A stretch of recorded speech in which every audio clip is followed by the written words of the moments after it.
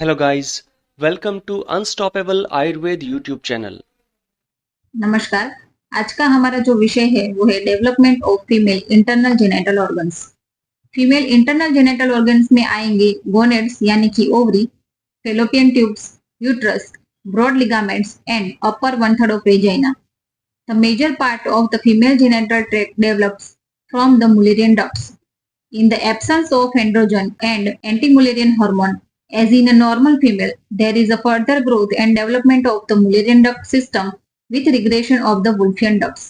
यानी कि normal female में जो एंड्रोजन यानी कि जो टेस्टोस्टेरोन है एंड एंटी मुलेरियन हार्मोन है, उसकी एब्सेंस में जो मुलेरियन डक्ट का जो है वो फर्दर डेवलपमेंट होगा, जिसमें से इंटरनल जेनेटल ऑर्गन डेवलप होंगे और वुल्फियन डक्ट है उसका रिग्रेशन होगा। Now coming to the sources of internal organ development, यानी कि इंटरनल जेनेटल ऑर्गन जो है उसके जो सोर्सेस है वो जेनेटल रिज यानी कि gonadal ridge, primordial germ cells and paramesonephric duct है। Coming to the formation of the genital ridge, around 4 to 5 weeks genital ridge का डेवलपमेंट जो है वो शुरू हो जाता है। begins to form during the 4th to 5th week, arising from the intermediate mesoderm, which is covered by the coelomic epithelium, a layer of tissue in the developing embryo। यानी कि जो जेनेटल रीज है उसका डेवलपमेंट जो है वो coelomic epithelium में से होता है, जो इंटरमीडिएट मेसोडर्म में से डेवलप होती है। इस पिक्चर में हम देख सकते हैं कि जो सिलोमिक एपिथेलियम है उसमें से आगे जाकर प्रोलिफरेशन होकर जेनेटल रीज का डेवलपमेंट होता है। At this stage, the genital ridge are bilateral pad structure located along the mesonephros, यानी कि दोनों तरफ के जो मेसोनेफ्रोज है एम्ब्रियो के, उसकी लेटरल साइड पर जो है वो जेनेटल रिज का डेवलपमेंट होता है, which is a part of the intermediate mesoderm. The genital ridge are initially undifferentiated, meaning they have the potential to develop into either a male or female gonads, depending on the genetic and hormonal influences acting on the embryo. यानी कि इस stage में genital reach जो है वो undifferentiated होती है, यानी कि उसमें से मेल गोनेड्स का डेवलपमेंट भी हो सकता है या तो फिर फीमेल गोनेड्स यानी कि ओवरी का डेवलपमेंट भी हो सकता है, जो कि हार्मोनल इन्फ्लुएंसेस और जेनेटिक के आधार पर डिसाइड होता है। इस पिक्चर में हम देख सकते हैं कि ये जो ब्लैक कलर जो पोर्शन है वो सिलोमिक एपिथेलियम है, जिसका आगे जाकर प्रोलिफरेशन होता है सेल्स का, और उसमें से जो है वो जेनेटल रीच का डेवलपमेंट होता है। और अगर सेक्सुअल हार्मोन जो है वो टेस्टोस्टेरोन का प्रेजेंस रहेगा तो उसमें से ही प्रोलिफरेशन होकर प्रिमिटिव सेक्स कोड्स का डेवलपमेंट होता है। Development of the gonads week 5 to 7, as the genital ridge develop they begin to undergo further differentiation.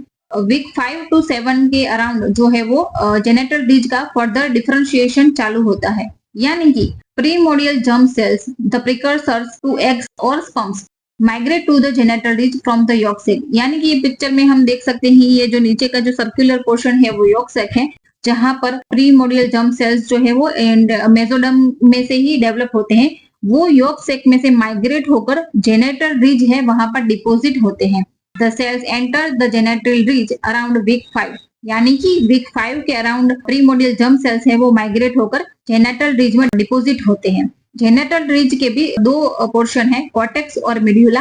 Primordial germ sales जो है वो अगर माइग्रेट होकर कॉर्टेक्स में डिपोजिट होते हैं तो उसमें से ओवरी बनेगी, और यही प्रीमोडियल जर्म सेल्स अगर माइग्रेट होकर मिड्यूला के पोर्शन में डिपोजिट होते हैं तो आगे जाकर प्रिमिटिव सेक्स कोड के साथ मेल के टेस्टिस का डेवलपमेंट होता है। In response to signals from the developing gonads, the mesodermal tissue in the genital ridge start to differentiate and forms the structures needed for the gonads to develop। यानी कि आगे जाकर जो gonads है वो उसका further differentiation होगा ovary either testis में।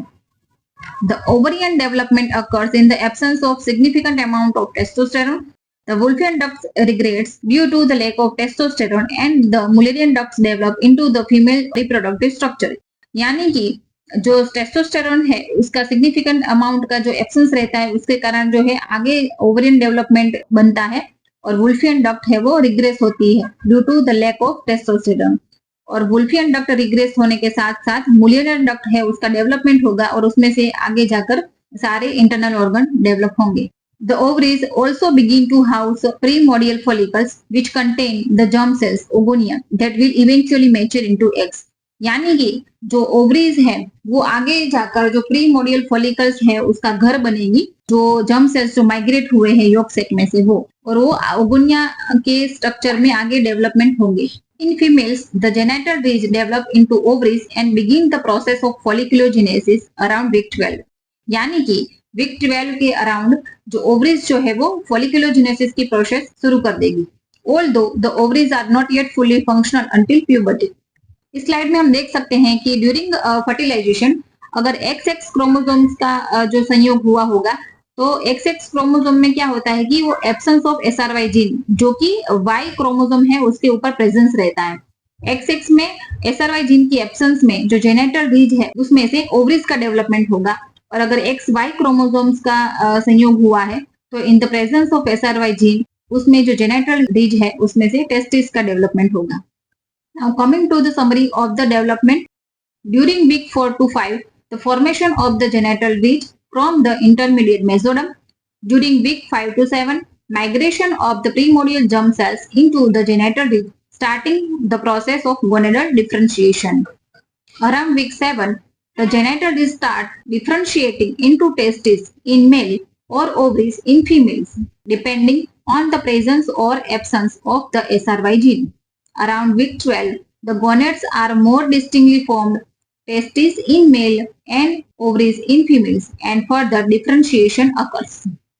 Now coming to the development of the paramesonephric duct, जो हमने आगे जो सिलोमिक एपिथेलियम देखा था, वीक 6 के अराउंड जो सिलोमिक एपिथेलियम है उसका इनवेजाइनेशन होता है, जिसमें से दोनों तरफ लेटरल साइड में जो है मेसोनेफ्रिक डक्ट और पैरामेसोनेफ्रिक डक्ट का डेवलपमेंट होता है। पिक्चर में हम देख सकते हैं कि जो गोनेड्स है वो अभी फिलहाल बायोपोटेंशियल गोनेड्स होते हैं, उसकी लेटरल साइड में जो है वो वुल्फियन डक्ट है, और वुल्फियन डक्ट की दोनों लेटरल साइड पर जो है मुलेरियन डक्ट का डेवलपमेंट होता है।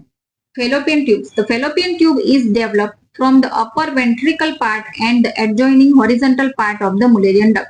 जो Mullerian duct है उसका जो upper ventricle part है उसमें से दोनों तरफ lateral side पर fallopian tube का development होगा।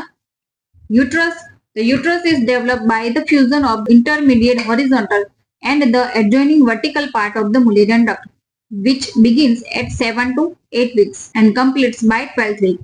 यानी कि जब एम्ब्रियो 7 to 8 वीक्स का होगा तब दोनों तरफ की जो मुलेरियन डक्ट है उसका जो हॉरिजॉन्टल पार्ट है उसमें से फ्यूजन होकर यूट्रस का डेवलपमेंट होगा, जो वीक 12 के अराउंड कंप्लीट हो जाएगा। Cervix is developed from the fused lower vertical parts of the two paramesonephric ducts differentiated from the corpus by 10th week। यानी कि दोनों तरफ की जो पैरामेसोनेफ्रिक डक्ट है उसका जो लोअर वर्टिकल पार्ट है वो फ्यूज होकर सर्विक्स को डेवलप करेगा, जो कॉर्पस के साथ डिफरेंशिएट होगा वीक 10th के around. The intervening septum disappears during the 5th month of intrauterine life. यानी कि ये जो पार्ट है वो फिटस की एम्ब्रायोनिक लाइफ में बहुत ही क्रुशियल है। जो कॉर्पस और सर्विक्स के बीच का जो इंटरवेनिंग सेप्टम है वो 5th मंथ के अराउंड जो है डिसअपियर होता है। The lining epithelium and the gonads of the uterus and cervix are developed from the coelomic epithelium। coelomic epithelium के जो सेल्स है उसी में से ही यूट्रस और सर्विक्स के जो एपिथेलियम और ग्लैंड्स का डेवलपमेंट होता है। Myometrium and endometrial stroma are developed from the mesoderm of the paramesonephric duct। Now coming to the development of the broad ligament. When the Mullerian duct approach each other in the midline, a broad transverse fold is established। It extends from the lateral side of the fused Mullerian duct up to the lateral pelvic wall, which is named as the broad ligament। यानी कि दोनों तरफ की Mullerian duct जो है mid line में जब एक दूसरे को अप्रोच करती है तब एक ट्रांसवर्स फोल्ड का जो है वो डेवलपमेंट होता है। ये जो ट्रांसवर्स फोल्ड है वो दोनों लेटरल साइड से लेकर दोनों लेटरल पेल्विक वॉल तक एक्सटेंड होता है, जिसको ब्रॉड लिगामेंट कहते हैं। इस पिक्चर में हम देख सकते हैं कि दोनों पैरामेसोनेफ्रिक डक्ट यानी कि मुलेरियन डक्ट जो है उसका जो ज्वाइनिंग है वो यूरोजेनेटल साइनस के साथ होता है। ये जो ज्वाइनिंग वाला जो पोर्शन है उसमें से मुलेरियन ट्यूबरकल का डेवलपमेंट होता है। Location and formation of the Mullerian tubercle. The Mullerian tubercle is located in the developing fetus between the orifice of the mesonephric duct on the urogenital sinus। It is formed when the caudal ends of the paramesonephric ducts contact the dorsal wall of the urogenital sinus। यानी कि यूरोजेनेटल sinus की जो dorsal wall है वहां पर पैरामेसोनेफ्रिक duct का कोडल and जहां पर फ्यूज होता है उसमें से आगे जाकर जो है जेनेटल ट्यूबरकल या तो मुलेरियन ट्यूबरकल का डेवलपमेंट होता है। Role in female development. In females, the sinus tubercle gives rise to the sinovaginal bulbs, which later become the vaginal plate and contribute to the formation of the hymen. Now, coming to the development of the upper one third of the vagina. आगे के lecture में हमने देखा था कि vagina का जो lower 2/3 portion है उसका डेवलपमेंट जो है वो यूरोजेनेटल साइनस में से होता है और अपर 1/3 जो है वो मुलेरियन डक्ट के कोडल एंड में से होता है। इस पिक्चर में हम देख सकते हैं कि वेजाइना जो है वो कॉम्पोजिट डेवलपमेंट है, partially from the mullerian duct यानी कि paramesonephric duct and partly from the urogenital sinus.